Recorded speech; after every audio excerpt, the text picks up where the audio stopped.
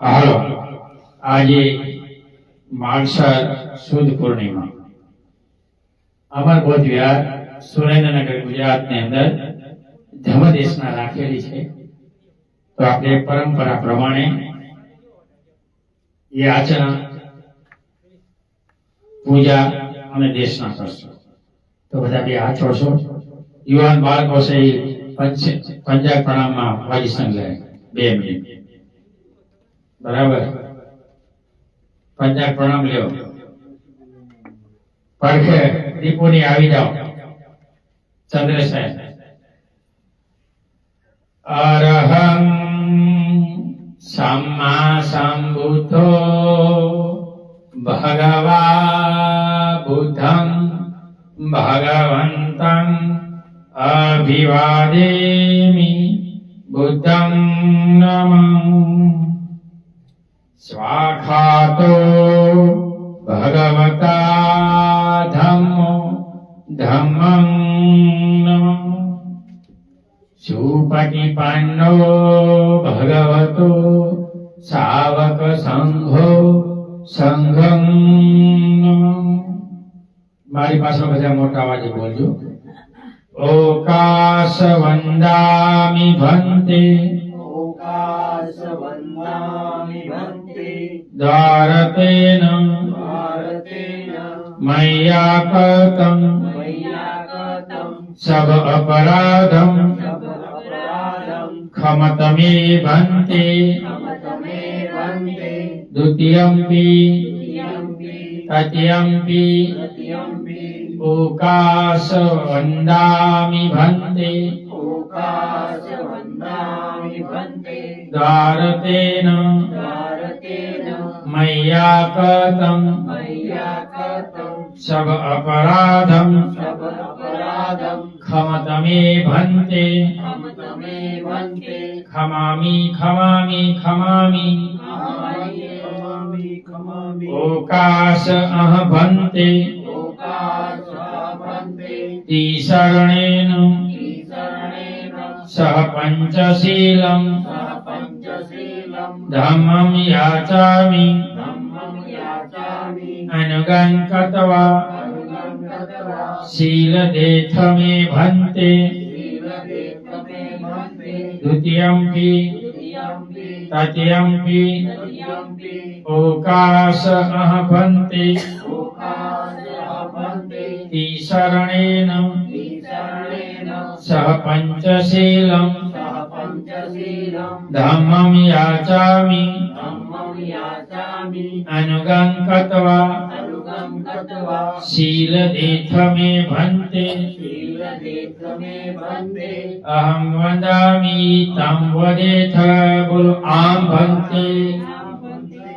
નમો તસ્સ ભગવતો અરહતો સમ્મા સંબુદ્ધસ્સ।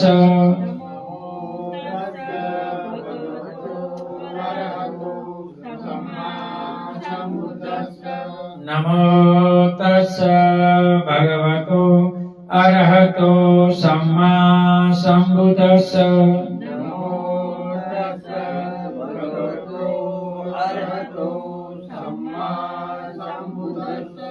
નમો તસ્સ ભગવતો અરહતો સમ્મા સંબુદ્ધસ્સ।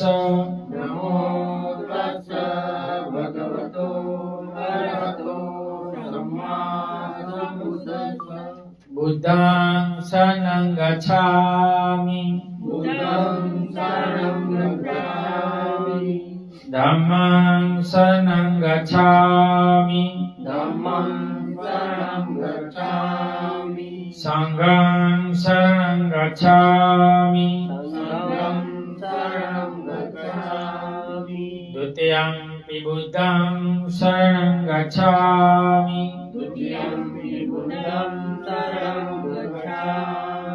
દ્વિતીયમ્પિ ધમ્મં શરણં ગચ્છામિ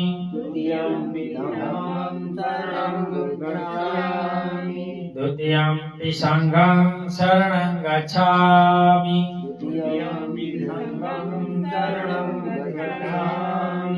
तृतीयम्पि बुद्धं शरणं गच्छामि तत्यपि दूतं शरणं गच्छामि तत्यपि धम्मं शरणं गच्छामि तत्यपि धम्मं शरणं गच्छामि तत्यपि संघं शरणं गच्छामि तत्यपि संघं शरणं गच्छामि पाणातिपाता वीरमणि शिखापदं समादयामि पाणातिपाता वीरमणि शिखापदं समादयामि अदिन्नदाना वीरमणि शिखापदं समादयामि अदिन्नदाना वीरमणि शिखापदं समादयामि कामेषु मिच्छाचारा वीरमणि शिखापदं समादयामि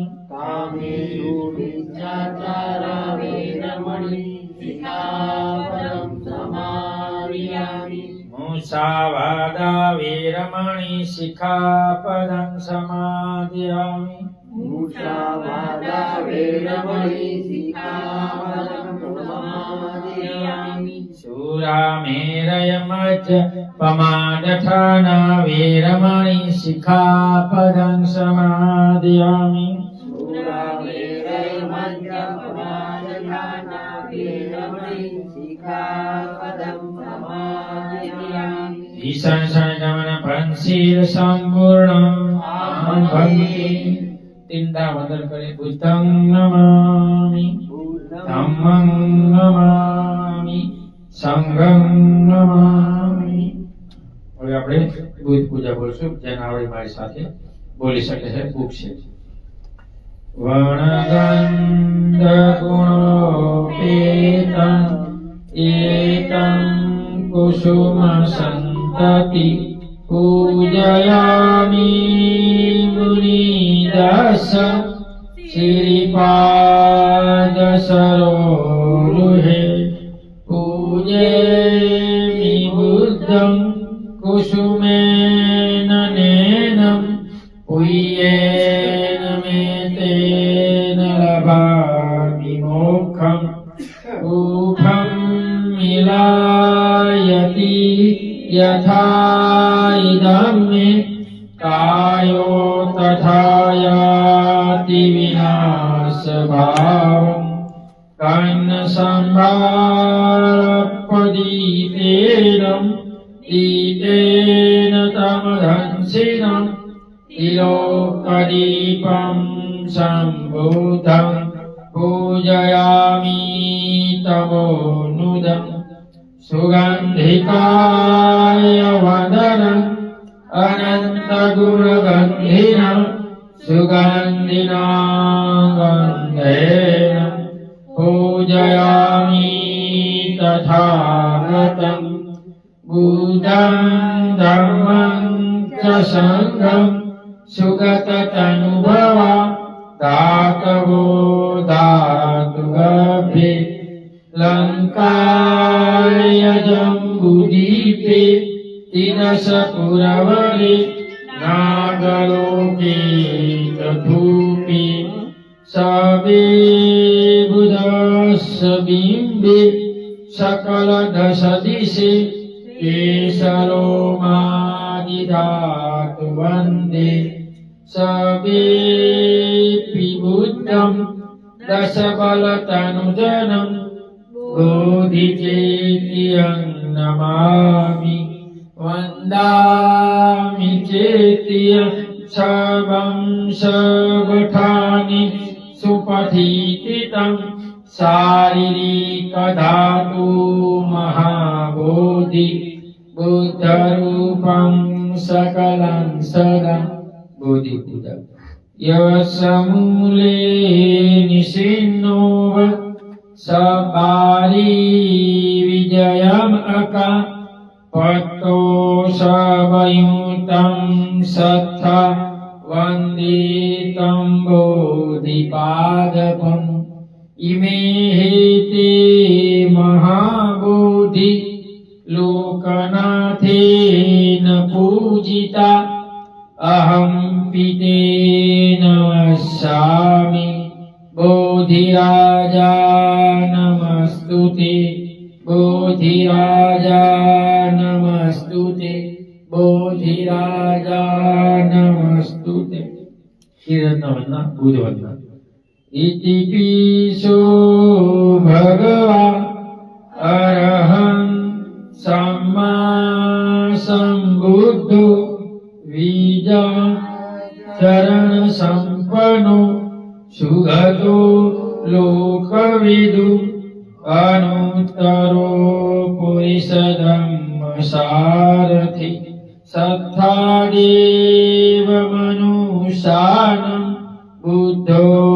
भगवाति बुद्धं यावज्जीवितं शरणं गच्छामि ये च बुद्धातीता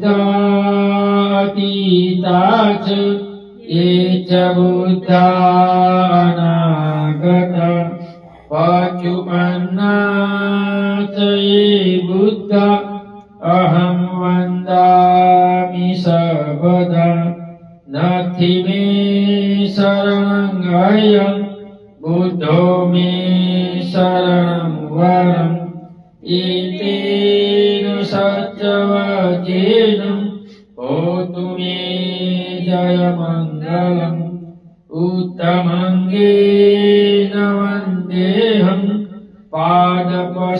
पादपशुवरुतमम् बुद्धेयो खलितो दोषो बुद्धो खमतु तं मम स्वाखातो भगवता धम्मो सान्दिधिको अकालिको ये हि पश्चिको उपनायिको पच्यतं वेदितभो युतो हीति तमं यावज्जीवितं शरणं गच्छामि ये च धम्मातीता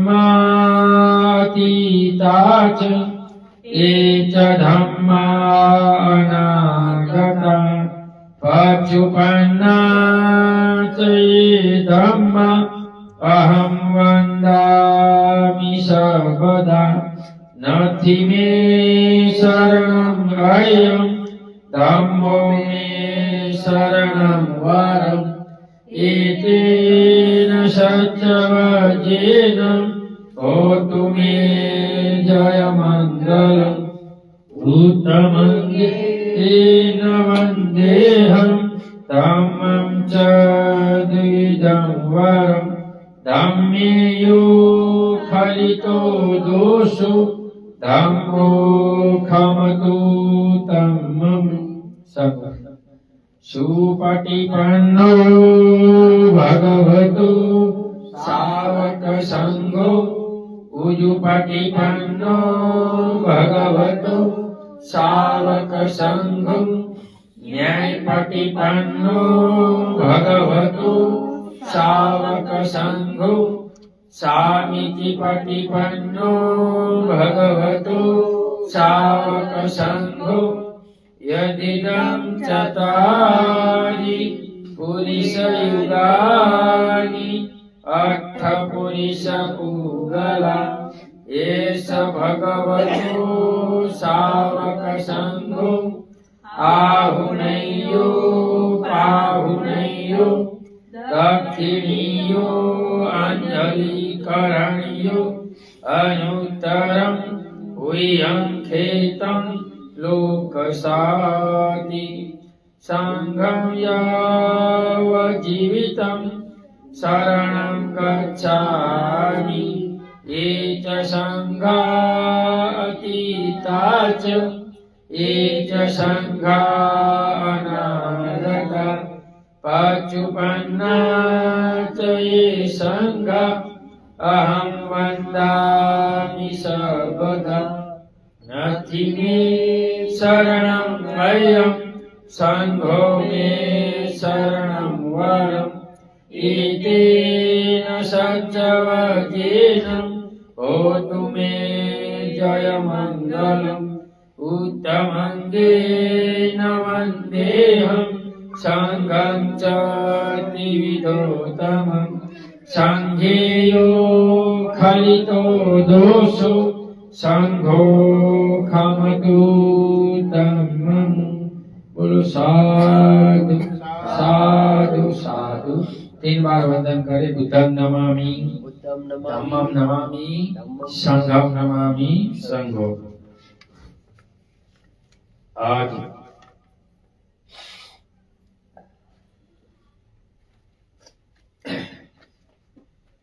माक्षर पूर्णिमा है, तो भगवान बुद्ध के धर्म में पूर्णिमाओं का बहुत बड़ा महत्व है।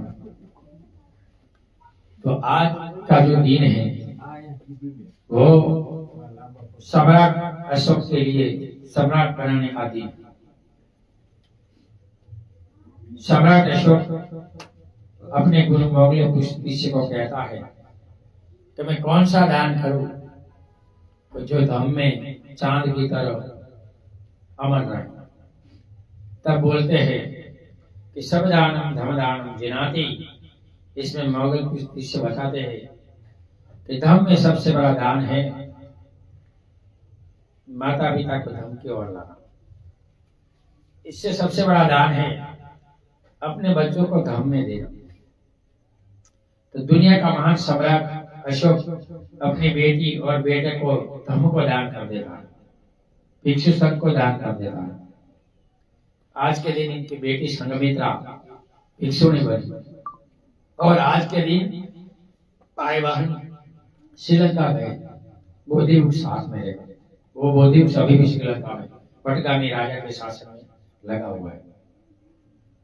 इसलिए बौद्ध देशों में लोग अपना पहला बच्चा का जन्म होता है तो मठ को दान दे देते, संविधान करते अपने बच्चे को।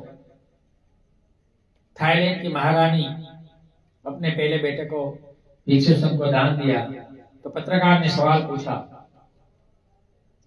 कि आपने अपने बेटे को क्यों भिक्षु संघ को दान दिया, राजा क्यों नहीं बना? तो थाईलैंड की महारानी बोलती है, अगर मैं इसको राजा बनाता तो दुनिया भर के पाप का ढेर रखता। मैंने इसको भिक्षु संघ में दान दिया तो धम्म दान में वो अपनी विमुक्ति करेगा, जन्म मरण चक्र से मुक्त होगा और जगत को देश न देगा, धम्म देगा। तो सबसे बड़ा दान धम्म दान। तो इसलिए धम्म को जीवित रखने के लिए मैं अपने बेटे को संघ को देता हूँ। इसलिए बुद्धिज्म में जीवन में एक बार 10 दिन या 1 महीना या वर्षावर्ष में 2 महीना 3 महीना स्टडी करना चाहिए। कम से कम जीवन में 10 दिन भिक्षु शामिल बनकर स्टडी करने जाना चाहिए। अगर जो लोग जीवन पहनते हैं और मृत्यु के समय अगर इनको वो संस्कार याद आ जाता है तो इनकी जन्म मरण रूपी चक्र में ऊर्ध्वगति होती है, अधोगति नहीं होती। जन्म मरण से मुक्ति का मार्ग दुनिया में बुद्धि मुक्त हुए, बाकी इस देश में अनेक संत महंत पैदा हुए, कोई मुक्त नहीं हुए। दुनिया में बुद्धि मुक्त है, बुद्ध के सिवा कोई विमुक्त नहीं है। इसलिए बुद्ध को दुनिया ने 45 कंट्री एक्सेप्ट कर रही है। हमारे देश में बहुत से संत हुए लेकिन इनको दूसरी कंट्री एक्सेप्ट नहीं कर रही है। दूसरे कंट्री में है लेकिन इंडिया के लोग एक्सेप्ट कर रहे हैं, बाहर के लोग नहीं कर रहे। बुद्ध को तो दुनिया एक्सेप्ट कर रही है, कर रहे हैं ना? क्यों कर रही है? क्योंकि दुनिया में एक ही धम्म है जो बुद्ध का धम्म है, जो दुख मुक्ति का मार्ग बताता है। तो भगवान बुद्ध को बुद्ध पूर्णिमा के रात जो त्रिविध ज्ञान प्राप्त हुआ, पहले पौर में अपने चित्त में अनेक भाव देखे। हर मनुष्य के चित्त में 7 भाव के संस्कार होते हैं। मनुष्य की जीवन से पहले चेतना में कहाँ इसकी चेतना गोविंद के 7 भाव के संस्कार होते हैं। दूसरे पौर में बुद्ध को ज्ञान मिला, 4 आर्य सत्य का ज्ञान मिला। संसार में दुख है, इनका कारण है, इनका मार्ग है और इनका उपाय है। और तीसरे पौर में बुद्ध को ज्ञान मिला, कर्म को ही कर्म दाय दो, कर्म योनियम कम करिष्यामि कल्याण व पाप व तस्दाय तो भेषामि। 31 श्लोक में जो जन्म मरण रूपी चक्र है, इसमें कर्म का 8 प्रकार प्रभाव होता है। इनका दर्शन हुए कि कर्म के कारण इंसान 31 योनि में जो दुख भोगता है तो वो दुख के मुक्त कैसे हो। तो मुक्ति के लिए बुद्ध ने 3 मार्ग दिखाए। सद्गुण का मार्ग, सदाचार का यानी अष्टांग ध्यान मार्ग और सामान्य लोगों को पवित्रता का मार्ग यानी उपोषण का मार्ग। अगर आप बोध है तो आपको उपोषण आचरण करना चाहिए। बुद्धिज्म में 8 शील और 10 शील 2 प्रकार के उपोषण का आचरण होता है। जो आचरण करता है तो वो आस्तिक होता है, आचरण नहीं करता है तो नास्तिक होता है। हम दीक्षा तो लेते हैं लेकिन आचरण नहीं करते, इसलिए हम नास्तिक हैं।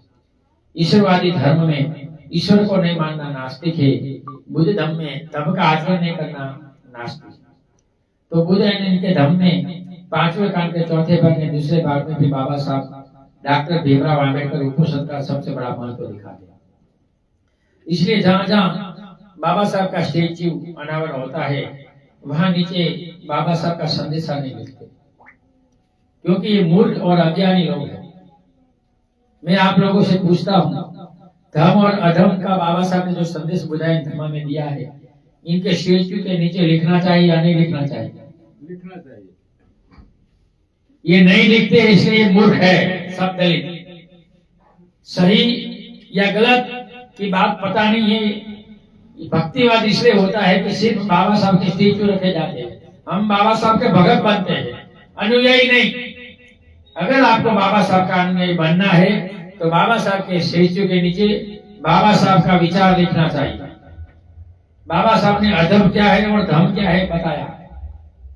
तो अधर्म क्या है तो बाबा साहब ने स्पष्ट लिखा है कि ईश्वर को मानना अधर्म है। तो सारे दलित तो ईश्वर को मानते हैं और बाबा साहब के फोटो अपने घर में रहते, इसलिए वो भगत है, अनुयायी नहीं। वामशेक वाले भी भगत है। अभी ये कि बाबन मिश्राम का प्रवचन चल रहा है धर्म के बारे में, मैं इसको मूर्ख बताता हूं कि बिना पढ़े लिखे धर्म को प्रवचन देना मूर्ख की निशानी है। तो बड़े बड़े वामशेक वाले भी मूर्ख है। पूरा त्रिपिटक पढ़े बिना, पूरे ध्यान साधना किए बिना बुद्धिज्म में बोलना गलत है। बुद्ध को ज्ञान ध्यान से मिला है, बातों से नहीं, स्टडी से नहीं। पढ़ना अच्छी बात है, पढ़ना गलत बात नहीं है, पढ़ना अच्छी बात है, लेकिन बुद्ध धर्म को समझना है तो परियति पटी पटी पटी वेदन। परियति यानी पढ़ना, सुनना, पढ़ना। परियति पटी पटी यानी उपोषण आचरण करना, सिरवार बनना, और पटी वेदन यानी ध्यान साधना करना। ये 3 एंगल के बिना आप बुद्ध को नहीं समझ सकते। बुद्ध को समझना है तो कम से कम दर अमावस्या पूर्णिमा में 10 मिनट आनापानसति या 10 मिनट मेहता भावना ध्यान करना चाहिए। हर बौद्ध को अपने 10 मिनट मेहता भावना ध्यान उपोषण रखकर करना चाहिए। इसे मैत्री, करुणा, मुदिता, उपेक्षा, इनमें 4 गुण इकट्ठे होते हैं। 4 गुणों के कारण इनके चित्त में संतोष आता है और इंसान में बदलाव आता है और बोध दिखता है। अभी ध्यान नहीं करते तो कोई बोध दिखता नहीं है, क्योंकि मेहता भावना का 8 फायदा भगवान बुद्ध ने बताया। 8 फायदा होता है। सुख से सोता है, सुख से उठता है, गंदे सपने नहीं आते, खराब सपने नहीं आते, चित्त पर कोई दुख नहीं होता और मृत्यु पर चित्त की असर होती है और मृत्यु को भी जान सकता है। और अदृश्य जो देवता लोग होते हैं वो भी इनको मदद बोलते हैं। जब अपनी कठिनाई होती है तब तो ऐसे 8 फायदे होते हैं और होश में मरते हैं। तो इसलिए मेहता भावना ज्ञान हर बौद्धों को करना चाहिए, लेकिन हम बोलते हैं कि हम बौद्ध है, लेकिन ध्यान कोई नहीं करते। सिर्फ अमावस्या पूर्णिमा का दिन उपोषण यानी पवित्र जीवन आपको करना है तो उपोषण धारण करना चाहिए। यानी एक बार भोजन लेना, सुबह कुछ नहीं लेना, दोपहर 12:30 पहले भोजन लेना, शाम को भी कुछ नहीं लेना। चाय पानी पी सकते हैं, जूस पी सकते हैं, छाछ पी सकते हैं, दूध नहीं पीना है।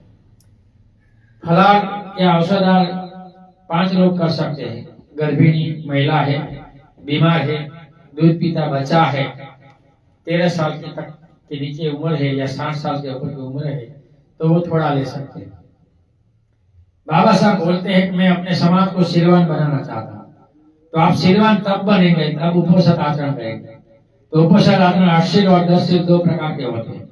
तो 8 शील आचरण साल में 3 प्रकार के होते हैं। हेमंत ऋतु यानी ये ठंडी ऋतु, ग्रीष्म यानी गर्म ऋतु और वर्षा ऋतु। अमावस्या, पूर्णिमा, 2 अष्टमी ऐसा 16 उपोषण होते हैं। अगर आप वर्षा ऋतु के करते हैं तो दूसरे ऋतु के मत करो, इसके बाद हेमंत ऋतु के करो इसके बाद ये करो। ऐसे आप धीरे धीरे धीरे बुद्धिज्म में आप आगे बढ़ेंगे तो आपको कोई प्रॉब्लम जीवन में नहीं होगा। आप पवित्र हो जाएंगे और बाबा साहब के एंगल से आप बुद्धिज्म को जान सकते हैं। आपको मैत्री भावना का आठ लाभ मिल सकता है, आप सुखी हो सकते हैं, आपको संसार में किसी भी कोई प्रकार के दुख नहीं रहेंगे अगर आपको दुख मुक्त करना है। लेकिन हम तो जाति मुक्त करने के लिए आए। हमें कोई घुटकर क्षमा करो कहते हैं तो हमें ठीक नहीं लगता, अपमान अवहेलना होती है, इसलिए हम बुद्धिज्म में आते हैं। तो ये गलत है। बाबा साहब कहते हैं मैंने बुद्धिज्म इसलिए दिया कि मैं बुद्धिज्म का जो सामाजिक संदेश है वो पढ़कर मैं प्रभावित हुआ। दुनिया का कोई धर्म बाबा साहब को प्रभावित नहीं कर सका, इसलिए खरीदने आए। इस्लाम वाले हैदराबाद के निजाम ने 2,500 करोड़ का चेक दिया कि आप बाबा साहब इस्लाम बनाओ। क्रिश्चियन में इंग्लैंड की महारानी ने सुप्रीम कोर्ट का बेंच जजेस बनाओ इंग्लैंड का और बेटी दो, आप क्रिश्चियन बने। लेकिन बाबा साहब क्रिश्चियन नहीं बने, बाबा साहब मुस्लिम नहीं बने, बाबा साहब नास्तिक भी नहीं बने। अभी इनके अनुयायी नास्तिक के बेटे होने लगे, है ना। बोलना करना कुछ, आप बोलेंगे वो करेंगे तो आप जगत में प्रभाव पड़ेगा। हम बाप से पहले लोग बोलते हैं करते कुछ नहीं है, इसलिए प्रभाव नहीं। बाबा साहब बोलते विद्वान बनना अच्छा है, लेकिन विद्वान सिलवान होगा तो समाज में फायदा होगा, अगर विद्वान सिलवान नहीं होगा तो समाज को काटेंगे। इसलिए बाम साहब का टुकड़ा हुआ, राष्ट्रीय का टुकड़ा हुआ, धर्म का टुकड़ा हुआ। क्यों हुआ? क्योंकि हम पवित्र और सिलवान नहीं बने। हम पलायन वृत्ति के कारण हम हिंदू धर्म से जोड़ते हैं कि इसमें उपवास है और इसमें ये है, जोड़ते हैं ना। ये मूर्ख लोग है, करना नहीं है इसलिए जोड़ना है, पूरा पढ़ना नहीं और कहना है। एक प्रवचन में वो मेश्राम बोल रहा है कैंडल जलाने से, ऐसे करने से। अरे मूर्ख, तू पहले पूरे पढ़ दुनिया में जाकर, इसके बाद बोल। हमारे विद्वान मूर्ख है जो दूसरों को कोसना इनको नहीं कोसते और नहीं कोसना इसको कोसते हैं, अपने ही पैर पर कुल्हाड़ी मार रहे हैं, अपने ही पैर पर कुल्हाड़ी मार रहे हैं। पहले पूरे पढ़ो, ध्यान साधना करो, इसके बाद करो। इसलिए बुद्धिज्म के बारे में डॉक्टर भीमराव अंबेडकर जैसा दुनिया में कोई विद्वान नहीं था, इसने भी निंदा टीका नहीं की। दुनिया का महान फिलोसोफर ओशो ने भी निंदा टीका नहीं की। बुद्धिज्म की दुनिया का महान वैज्ञानिक स्टीव हॉकिंस ने भी नहीं की। दुनिया का एप्पल का मालिक इसने भी नहीं की, वो भी भिक्षु बनकर मरा। बुद्धिज्म अभी तक दुनिया में कोई ऐसा पैदा नहीं हुआ जो बुद्धिज्म की टीका कर सके, क्योंकि बुद्धिज्म विज्ञान और मनोविज्ञान दोनों का धर्म है। विज्ञान परिणाम को मानता है, मनोविज्ञान अनुभव को मानता है। अगर तुम इसको पलायन से जोड़ेंगे तो कभी तुम बुद्धिज्म में आगे नहीं बढ़ेंगे। मन की जो वृत्तियां है पलायन वृत्तियां, नहीं करना है तो दूसरों से जोड़ना, खुद को नहीं करना है इसलिए दूसरों से जोड़ना। इसमें ये तो इसमें ये, तो वहीं पड़े रहो ना। कौन बोला था यहाँ आओ? तो हमें बुद्धिज्म में सुख के लिए आना है। अब विश्व तौर पर बुद्ध पे लोग क्यों आते हैं? कि दुख मुक्ति के लिए आते हैं। हम यहाँ जाति मुक्ति के लिए आते हैं और बाद में बोलते बुद्ध बनने से जात मुक्त नहीं होगी। अभी महाराष्ट्र के एक लड़के को मार दिया, अदर कास्ट की लड़की से शादी की, तो वो जयभीम वाला था इसलिए इसको मार दिया। तो महिला लड़की ने इसकी लाश से शादी, तो चर्चा का विषय है। मनोवादी लोग ऐसा चर्चा कराते हैं कि बुद्ध बनने से भी कुछ नहीं होगा। गुजरात में वो नेगेटिव आई है इनके कारण। लेकिन हम धर्म का आचरण नहीं करते, पवित्रता का मार्ग पर नहीं चलते, इसलिए ये सब मिथ्या दृष्टि है। अगर आप पवित्रता के मार्ग पर चलोगे तो दुनिया की कोई ताकत आपको हिला नहीं सकती। और ऐसे बहुत से बड़े बड़े नौकरी वाले, बहुत से बड़े बड़े लोग हमारे पास है कि इनको ये मनोवाद टिका नहीं सकता। अकेले डॉक्टर भीमराव अंबेडकर को मनोवाद कुछ नहीं कर सका। इनका दिया हुआ संविधान में आप इतने डॉक्टर, इंजीनियर, वकील है, फिर भी मनोवाद के गुलाम हो।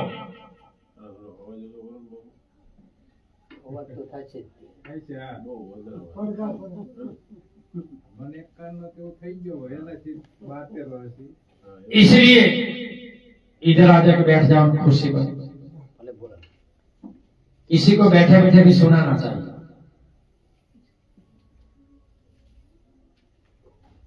तो बाबा साहब डॉक्टर भीमराव अंबेडकर बुद्ध एंड धम्मा में लिखते हैं कि मैं अपने समाज को सिलवान बनाना चाहता हूं। बुद्ध एंड धम्मा में बाबा साहब कहते हैं कि विद्वान लोग अगर सिलवान हो गए तो पेरेक्टू करेंगे और समाज को मदद रूप होंगे। बाबा साहब कहते हैं कि पेरेक्टू सोसाइटी, तुम मजदूरी करते हो 5,000 कमाते हो तो भी पेरेक्टू सोसाइटी में 250 रुपया 5% दान निकालो। 1% कुटुंब के विकास के लिए, 1% समाज के विकास के लिए, 1% बौद्ध भिक्षुओं के लिए और 2% बौद्ध विहारों के निर्माण के लिए। लेकिन अफसोस की बात है वो नहीं होता। मैंने मॉनेस्ट्री के लिए जमीन खरीदी, 200 पावती दी, 100 पावती गुम हो गई और 100 पावती में 2-3 पावती 100 से ज्यादा दान लेना है फिर भी कलेक्ट नहीं हुआ। ये परिस्थिति है समाज की। नहीं देना है वहां दान देते हैं, जहाँ मॉनेस्ट्री स्कूल बन रही है वहां इनको कोई पड़ी नहीं। तो केरलेस समाज कभी का उद्धार नहीं होता। ये समाज केरलेस है, इसलिए अभी और होगा।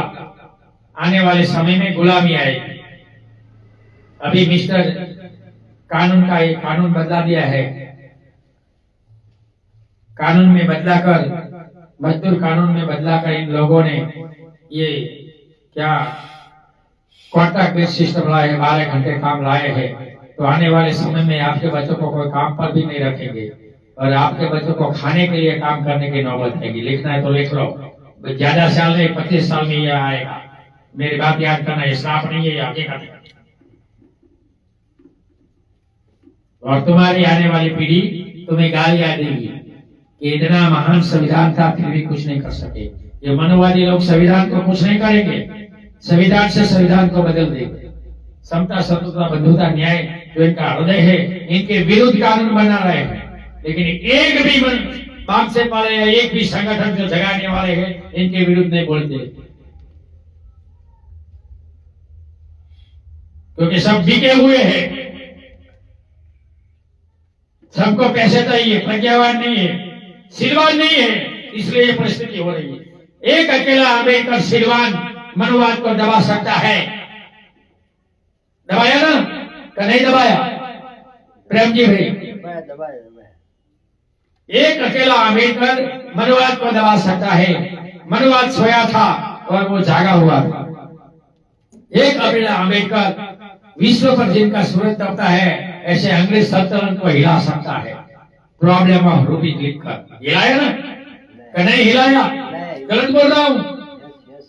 तो इनके दिए हुए संविधान से, इतनी सुख सुविधा से आप बिके हुए लोग, आप सिलवान नहीं है, आप पवित्र नहीं है, आपके धर्म के आचरण नहीं करते, इसलिए ये हालत है। आपको पवित्र नहीं बनना है, आपको सिलवान नहीं बनना है, इसलिए दूसरे धर्म से आप जोड़ रहे हैं। आप पैसे से गुलाम हैं, आप भौतिक गुलाम हैं। इसलिए बाबा साहब एक बार बोलते थे कि जिस समाज में 100 वकील, 100 डॉक्टर, 100 इंजीनियर होंगे, वो समाज पर कोई आंख नहीं दिखा सकते। लेकिन तुम्हारी आंख में फोड़ दी गई है। बहुत से डॉक्टर है, बहुत से वकील है, बहुत से इंजीनियर है कि नहीं है? बहुत सी शिक्षण संस्थाएं हैं कि नहीं है? लेकिन धर्म नहीं है, शील नहीं है, पवित्रता का आचरण नहीं है। तुम्हारे समाज में वो पवित्रता का आचरण नहीं है जो बाबा साहब बोलते थे, बुद्ध एंड धम्मा में कहा है। इसलिए मैं बार बार कहता हूं कि बाबा साहब के स्टेच्यू के नीचे बाबा साहब का संदेश लिखना चाहिए, धम्म, अधम और सधम। ये 3 संदेश था। अधम, तो अधम में बाबा साहब बोलते कि ईश्वर को मानना अधम है, लेकिन ये दलित पलित ईश्वर में ही पड़े। आत्मा को मानना अधर्म है, ये आत्मा में ही पड़े है तो नहीं पड़े है? क्या गलत बोल रहा हूं मैं? देवी जी भाई, गलत बोल रहा हूं? क्या करूं मैं? ये संदेश लिखना चाहिए। हर पुतला जहां रखते हैं वहां जाकर बोलो, मैं तो बोल रहा हूं और भेज रहा हूं कि ये संदेश रखो। सिर्फ पुतला मत मुको। लोग भगत पैदा होते हैं, हमें भगत पैदा नहीं करना, हमें अनुयायी पैदा करना है। बाबा साहब के स्टेच्यू के नीचे बाबा साहब का धम्म अधम और सदम का संदेश लिखना चाहिए, कि नहीं लिखना चाहिए? लिखेंगे तो आने वाली पीढ़ी को पता चलना करेगा कि हमें ईश्वरवाद से मुक्त होना है, हमें आत्मा से मुक्त होना है, हमें परमात्मा से मुक्त होना है, हमें ब्रह्म भ्रम से मुक्त होना है। जब तक तुम इससे मुक्त नहीं होगे तुम्हारा कोई कल्याण होने वाला नहीं। बहुत से लोग बोलते हैं कि देवी देवता से बोलना, ऐसा करना, ऐसे करने से लोग भाग जाते हैं, लेकिन हमें भागाना नहीं है। हमें बाबा साहब के हर जहां स्टेच्यू है या धम्म अधम और सदम का बाबा साहब का संदेश लिख कर लगा देना है। और जानना है स्टेच्यू मुका रखता है वहां लिखो, एक एंगल धर्म लिखो, एक अधर्म लिखो, एक एंगल सदर्म लिखो, और एक पीछे एजुकेट ऑर्गेनाइज पुस्तक का नाम लिखो, इतने पुस्तक रखो और देख लो सिर्फ 10 साल में क्रांति आ जाएगी। लेकिन मनुवादी लोग ही ये बाबा साहब के स्टेच्यू लगा रहे हैं, राजकीय लोग, एक नागनाथ और एक छापनाथ, है ना? नहीं, और तीसरा सपोलिया आ रहा है सावना लेकर, आया ना सपोलिया भी तीसरा आया, सब दौड़ कर घुस रहे हैं कि बाबा साहब ने बोला है कि ताला चाबी है राजकारण, लेकिन मूर्ख लोग धर्म इनका ताला है, बिना ताला चाबी लेकर कहां जाओगे? हम बाबा साहब को समझ नहीं सके हैं, इसलिए ये परिस्थिति है। अगर हम बाबा साहब के मार्ग पर सिलवान बनेंगे, बाबा साहब की तरह उपनिषद ग्रहण करेंगे, तो मैं चैलेंज देता हूं इस समाज में बदलने में, इस समाज में क्रांति में करने में मनोवाद खत्म हो जाएगा। मनोवाद का आधार पाखंड है, झूठ है, कल्पना है, और बुद्धिज्म का आधार सत्य है, हकीकत है, विज्ञान है और मनोविज्ञान। क्या गलत बोल रहा हूं मैं? सत्य बोलता है। तो अगर हम बाबा साहब को मानते हैं तो हमें सिलवान बनना पड़ेगा। जब तक हम सिलवान नहीं बनेंगे, जब तक हम पवित्रता के उपनिषद के मार्ग पर नहीं चलेंगे, महीने में एक करो, एक संडे करो, इसलिए हमने जो बुक बनाई है ये बुक पढ़ लो मन के लिए, और इस दिन काया के लिए एक बार भोजन ग्रहण करो। इनमें हिंसा मत ग्रहण करो, इनमें तुम उद्धवता ग्रहण करो कि भाई ये मैं करने से मैं अच्छा इंसान हूं, ये करने से मैं ब्राह्मण से बड़ा होता हूं, ऐसा समझ कर करो। और ब्राह्मण से कहो हम उपनिषद ग्रहण करते तुमसे बड़े हैं, हम सिलवान हैं, तो सिलवान नहीं है तो पाखंडी है। तुम धर्म के नाम पर लोगों को मूर्ख बना रहे हो, हम मूर्ख नहीं बना रहे, हम सही बोल रहे हैं। तो हमें बाबा साहब को समझना है। 6 दिसंबर आ रही है, 6 दिसंबर आ रही है, तो ये प्रवचन बाबा साहब को 6 दिसंबर के लिए हम कर रहे हैं। समझ लो, ये अमर बोध विहार में 6 दिसंबर का प्रवचन हो रहा है, ये 6 दिसंबर का प्रवचन हो रहा है। इसलिए मैं बार बार बोल रहा हूं, जो बोध है वो 6 दिसंबर से 10 दिन पहले और 10 दिन के बाद, और 14 अप्रैल 10 दिन पहले 10 दिन के बाद धम्म प्रवचन रखे। डायरा रखने से किसी का कल्याण नहीं होगा, पैसा खत्म होगी तुम्हारे। भजन करने से कुछ कल्याण होने वाला नहीं है, भगत पैदा होंगे। तो जहां जहां बाबा साहब का स्टेच्यू है वहां बोलो कि धर्म अधम सदम और एजुकेटेड वर्गों बाबा साहब का जो 4 संदेश है वो 4 तरफ होना चाहिए इनके स्टेच्यू के नीचे। प्रेम जी भाई, होना चाहिए ना। जब तक हम नहीं बोलेंगे तब तक ये समाज में अनुयायी बाबा साहब के पैदा नहीं होंगे, भगत होंगे। आरएसएस का दलित भी बोलता है कि बाबा साहब मेरे भगवान हैं, बोलते हैं ना। अभी भी एक ऑडियो आया था, इसमें बोलते हैं बाबा साहब मेरा भगवान है।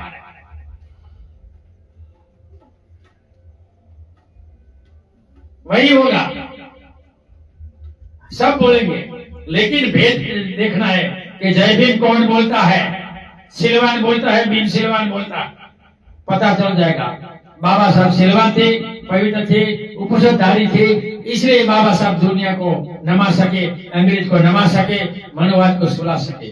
अगर आपको मनोवाद को सुलाना है और मनोवाद के सामने जीतना है, तुम्हारे समाज का उद्धार करना है, तो बाबा साहब के पवित्रता के उपोषद के सिर के मार्ग पर चलना होगा, क्योंकि सदब में बाबा साहब बोलते हैं कि ज्ञानी लोग सिलवान होना चाहिए।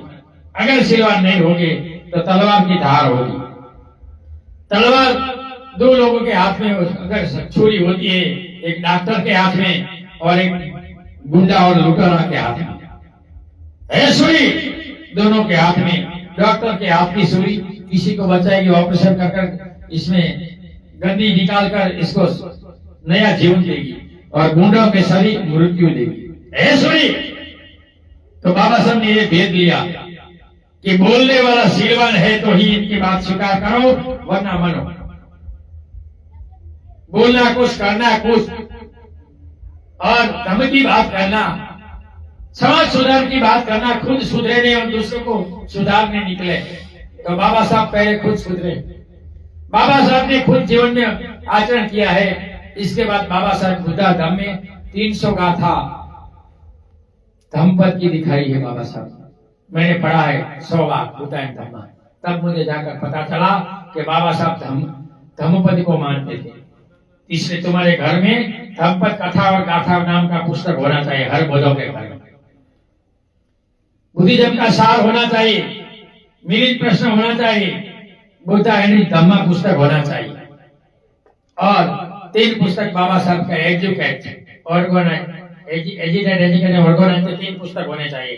पहला 6 नंबर रीड इन हिंदुइज्म, दूसरा 7 नंबर प्राचीन भारत में क्रांति और प्रतिक्रांति, और तीसरा 10 नंबर 5 प्रकार की अस्पृश्यता जो हिंदू धर्म का हृदय है, इनका स्वरूप बदलाएगा, वो मिटेगी नहीं।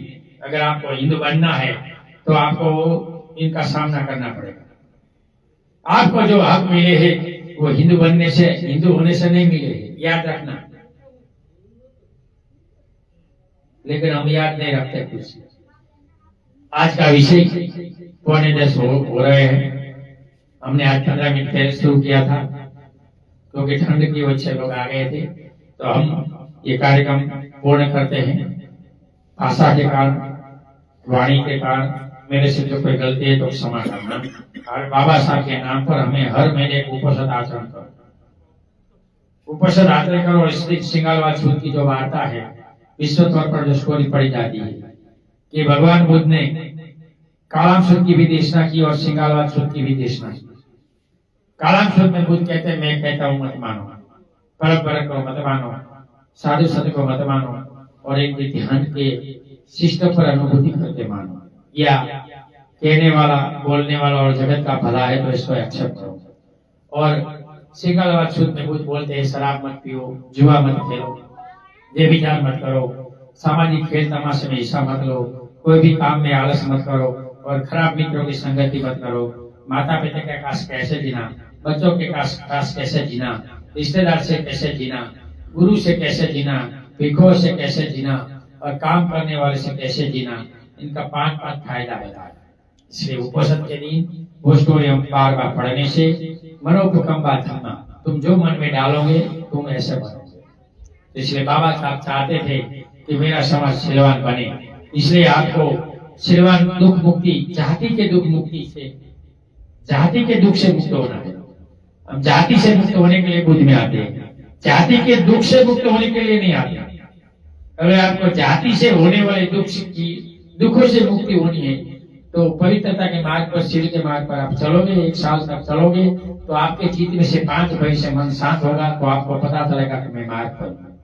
तो पहला भय पड़ा है मन में मृत्यु का, दूसरा देवी देवता पीर पैगंबर का, तीसरा भूत प्रेत का, चौथा हिंसक प्राणी जैसे पशुओं का, और 5वां लोग क्या कहेंगे, हमारा क्या होगा, वो दुख नहीं होगा और आप सुखी होंगे।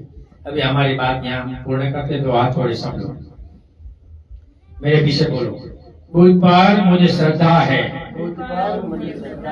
बुद्ध पर मुझे आस्था है, बुद्ध पर मुझे विश्वास है, बुद्ध मेरे साथ है, बुद्ध मुझे शक्ति देता है। बुद्ध के आविर्भाव से, बाबा साहब की करुणा से, माता पिता की करुणा से, भिक्षु संत की करुणा से आज हम लोग गुजरात में, सुरेंद्र नगर में, अमर बुद्ध विहार में उपासक उपासक उपासिकाएं उपासिकाएं मिलकर सील लिया, धम सुना, उस पुजारी और पुण्य समग्र विश्व को समग्र विश्व को समर्पित करते हैं। समग्र विश्व के प्राणी सुखी हो, निरोगी हो, इनका कल्याण हो, इनका मंगल हो। शरण पे बोलकर हम समाप्त करते हैं। आपको मेरे पीछे शरण पे बोलना है। नथि मे शरणम आयम, बुद्धो मे शरणम वरम, एतेन सच्चवजेनम होतु मे जय मंगलम। नथि मे शरणम अयम, धम्मो मे शरणम वरम, एतेन सच्चवजेनम होतु मे जय मंगलम। नथि मे शरणम अयम, शंघो मे शरणम वरम, एतेन सच्चवजेनम होतु मे जय मंगलम। नमो बुद्धाय, नमो धम्माय, नमो संघाय। साधु साधु साधु। सबका मंगल हो, सबका कल्याण हो, सब सुखी हो, सब सुखी हो, सब सुखी हो। जिनको कोई सवाल है क्लास में बैठकर अकेले पूछ सकते हैं। नमो बुद्धाय। जय जय।